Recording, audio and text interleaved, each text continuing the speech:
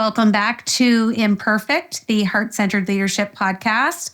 And I'm delighted today. We've got Bryan Clayton here from Nashville, and I was just gushing over how much I love Nashville, Tennessee. 9-hour drive from my house in Ontario. So Bryan, welcome to the show. Well, it's great to be here. Thank you for having me on. So we switched things up in season 4 because my team's always pushing me to that, level of discomfort to grow every season. So I don't want to read your bio. I would love for you to give us an overview of who you are and what you do so that our listeners in 65 countries can get a nice snapshot of who Bryan is. Well, awesome. So my name is Bryan Clayton. I am co-founder of a company called GreenPal. And GreenPal is a mobile app that works like Instacart or DoorDash or Uber, but for lawn care services. So if you own or rent a house, you need to get somebody to mow the yard.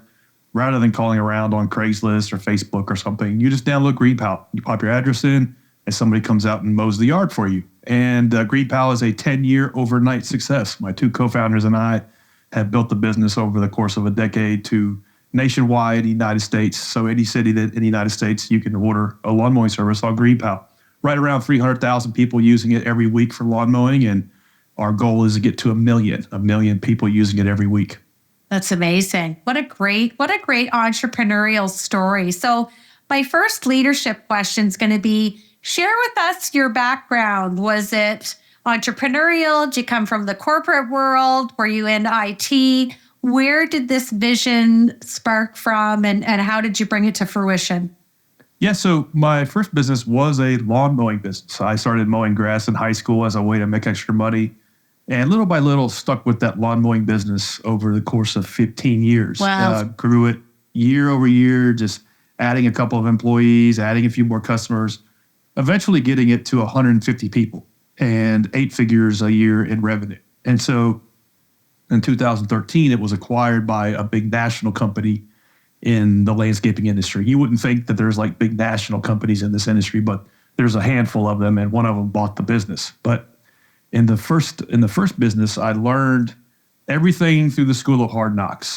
Nobody teaches us how to run a small business. Nobody teaches us how to be a leader. Nobody teaches us how to be a good manager. So you kind of have to learn these things on the fly, and the marketplace and customers and employees kind of teach you how to be a good leader, how to be a good manager. And if you don't learn, then you don't succeed. You don't build a vibrant business. And so I had to learn it the hard way through doing it wrong for many years, and then getting coaches and reading books and learning my style of management leadership. It's the typical entrepreneurial journey, but it leads nice into my third question, but I'm going to ask you my second question first. So my second question has permanent residency on the show. I've asked over 260 leaders this question. What imperfections does Bryan bring to his heart-centered leadership? Yeah, many. So some imperfections is I want everything perfect, and I expect everything to be perfect, and I expect everybody to care about the business as much as I do, almost to a fault, and almost to where I'll get frustrated and disappointed when my people don't. And then I want to blame them. I want to blame them because they don't care about the objectives of the business or the vision of the business as much as I do. And that's not their fault. That's my fault. I am the leader. I am the one that is supposed to lead everybody towards a common goal. I'm the leader. I'm the person supposed to set the standard of what the business is all about. What are we going to accept as quality, and how do we grade and measure that? And so when you're the founder, the leader of an organization, of a business, everything begins and ends with you. Everything is your fault. And so that's probably a fault of mine, that I'm always trying to make the business run better, faster, smoother, more efficiently, almost to a fault to where I expect people to care about it as much as I do. And I'm always having to kind of course correct around that. So it never ends. You always struggle with that. And you landed on the Imperfect podcast, so you're in the right place. Awesome. Now, I want to piggyback on what you answered for my first leadership question. And, let's go back to that young student in high school that started the lawn mowing. A lot of us have our first job kind of in that pre-adolescent teen kind of age range. What would you say to that younger version of Bryan and any young person who's got a paper route or doing something online or cutting lawns?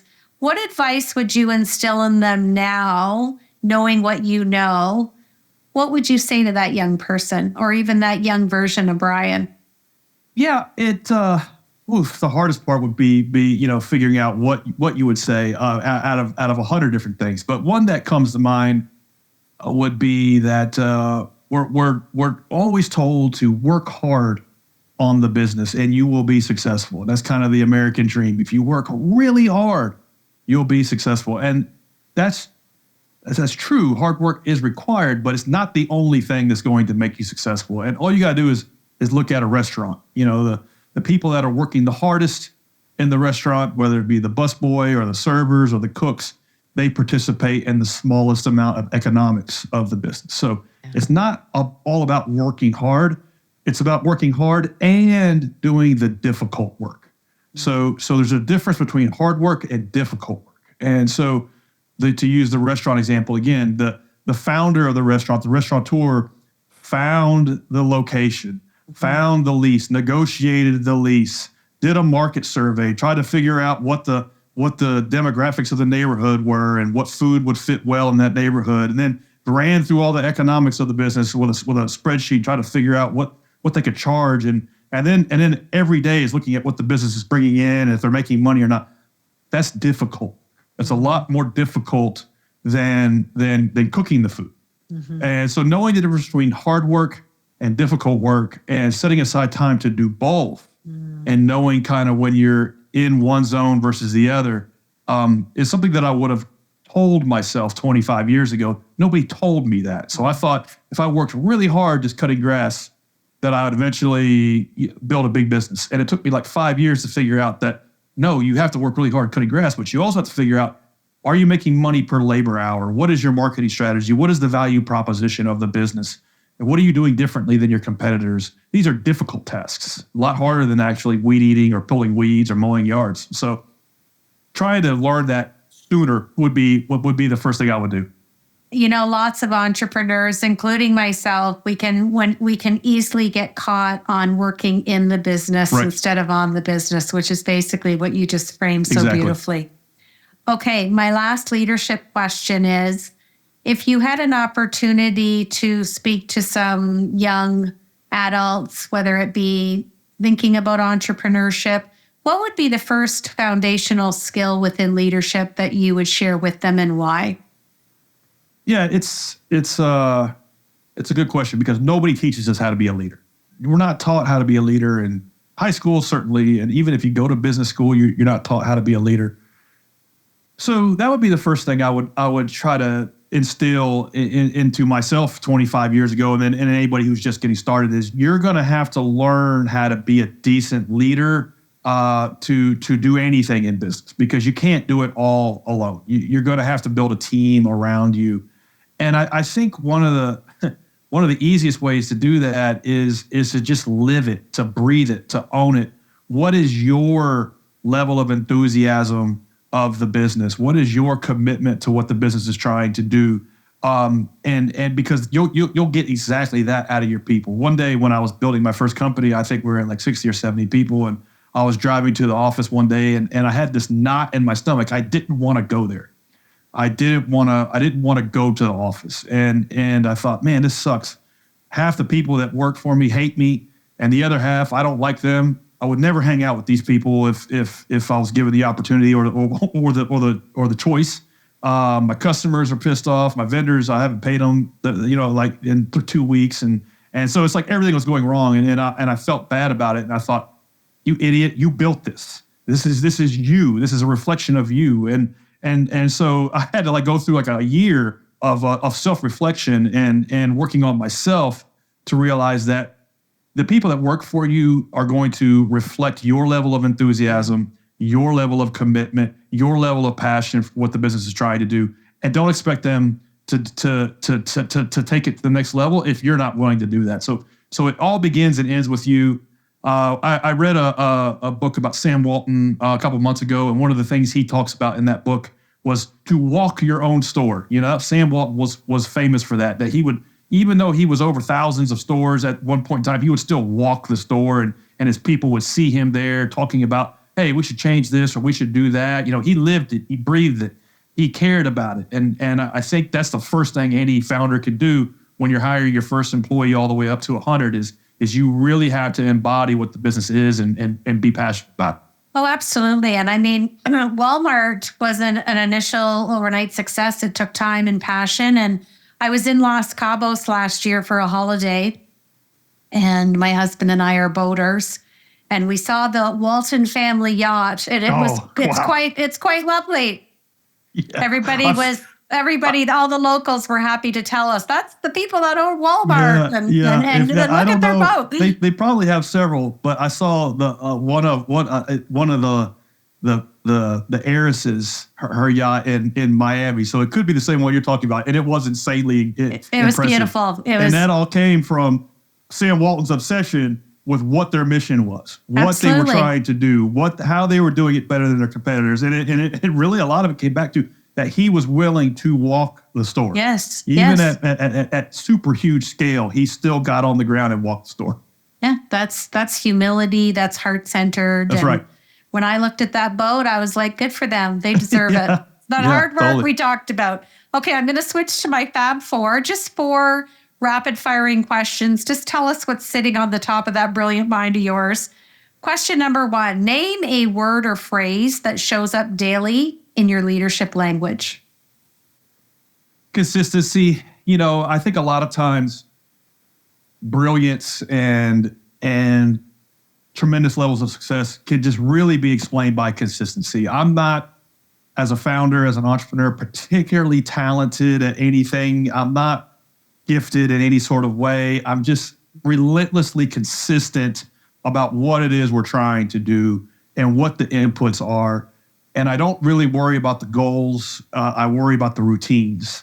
And I worry about, okay, what are the habits? What are the routines of the business? What are the daily check-ins? What are we expecting from the people that are working in the company with us? And how are we being consistent about measuring that and monitoring that and improving that? So that's probably like a common denominator, common thread for me, 22 years of building and selling one company and now building GreenPal to where it is just being relentlessly consistent about what we're doing. When we're a slave to our good habits, it can only have a great outcome, right? That's right. I love that. Okay, number 2, name a book that you've read at any juncture in your life. What was the name of the book and the author, if you can remember, and why was it impactful? Is a book I wish I had read when I was much younger. It's 7 Habits of Highly Effective People by Dr. Stephen Covey. I try to read that book once a year. It is just really a roadmap and a handbook on how to live an effective life. And you can apply it to anything, to relationships, to business, friendships, to if you're running an organization or a church or whatever it is. That book has some really clearly defined principles of how you should live your life and live an effective life. And it's one I wish I had discovered 20-something years ago. I discovered it about 10 years ago. And I find that I try to read the same 4 or 5 books over and over again rather than just reading everything that comes out. I think that's a better strategy. Yeah, it's a great book. Okay, my 3rd question, I'll give you some context. I'm granting you a wish.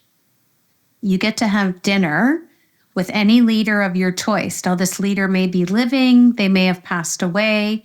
Who are you having dinner with, and what is the dinner conversation? Okay, let's keep it business related. It's probably an unpopular choice, given you could choose anybody, but I think it's important to try to learn from somebody who has done what it is you're trying to do. And like I could have dinner with Elon Musk, but he might as well be on Mars compared to what it is I'm trying to do. And so I think a good person for me would be a guy named Travis Kalanick or a guy named Bryan Chesky. Either one of them. Travis Kalanick founded Uber. Bryan Chesky founded Airbnb. And those 2 entrepreneurs built something from scratch where they were connecting buyers and sellers at a local level and that's kind of what we do for lawn care. We connect buyers and sellers at a very local level with GreenPal. And so they have done and solved and built teams to solve really complex problems, to build marketplaces at a local level. And they've solved a lot of the things that I am trying to solve now in a different industry. I would have dinner with either of those guys. Yeah, that'd be cool. I'd even throw in the CEO of Netflix, because I think Reed Hastings is another guy that I had Chip Conley on the show, and he worked with the brainchilds of Airbnb, and he said to them, "Why would anybody want to rent somebody else's house?" And he said, Deb, I have eaten humble pie, and he said, "You know what they taught me? As I aged, I forgot to allow awe and wonder and curiosity to have a place in my leadership." And then I joked with them and I said, "How many Airbnbs have you stayed at?" He said, "Over 150. Wow. And he comes from a hotel chain. He owned over 28 hotels. And, he's now in the space of making modern elder look sexy and fun, and no longer having midlife crisis. So what a great conversation. Okay, I'm going to have you finish the show, Bryan. Thanks so much for your time. And I'm so excited for you for what you're going to do and advance to do with your app, with GreenPal. And hey, maybe you should bring it to Canada. There's a little nudge for you. These invisible lines between us are very real, but we're working on solving them. But we'll be in Canada soon. Finish this sentence for me to close out the show. Heart-centered leadership is? You have to give crap. You have to give a SHIT about your people. You have to really care. I mean, you got to really care. You can't just, I worked with a leadership coach one time, and he was like, do you really care how your office manager's weekend was? Or are you just asking? Or do you really care where your operations manager is trying to go in life? What are the top 3 things that they're trying to solve in their life right now? And I couldn't answer that. Do you really care about your people? Like, do you care they're trying to put a down payment on a house, or do they try to put a kid through school? Are they trying to get a new car, or their car's breaking down? What are their problems? And where does the business fit with that? And where does the business help them get where they're trying to go? You really have to care. You can't fake it. And it has to come from the heart, because something inside of us can recognize if that's real or not. And if you're not willing to care, then don't try to build a team of people, because there's just no way to fake it.